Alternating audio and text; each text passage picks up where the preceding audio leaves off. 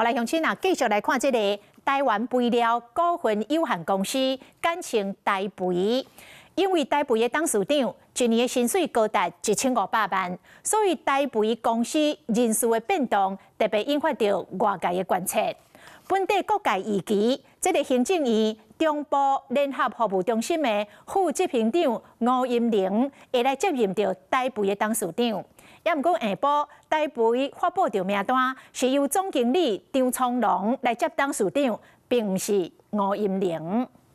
这是透早台肥董事会才准备决定董事长人选，行政院中部联合服务中心副执行长吴音玲，伫咧晚到时间伫面册发文，政治喙烂是一时的，真紧就会过啊！不管是伫倒位，咱拢爱斗阵继续努力，勇敢向前。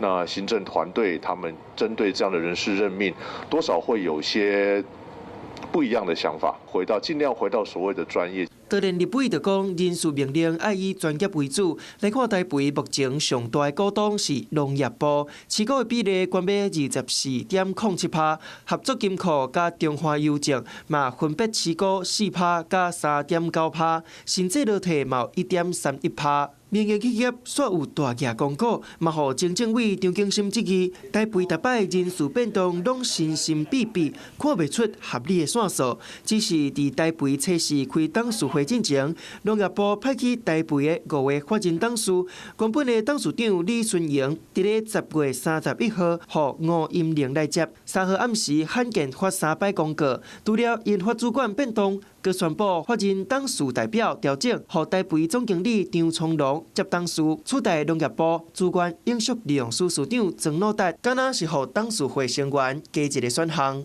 国营事业的董事长选任都有法定的程序，董事会的最后的决定才是该公司最终的决定。无论是谁接台肥董事长，敢若一档薪水就关闭1500万，嘛互这笔80档的企业人事调动，互人注心。Hello， 我是张新文。想要抢先掌握最及时的新闻资讯吗？赶快订阅、按赞、开启小铃铛，锁定华视新闻 YouTube 频道。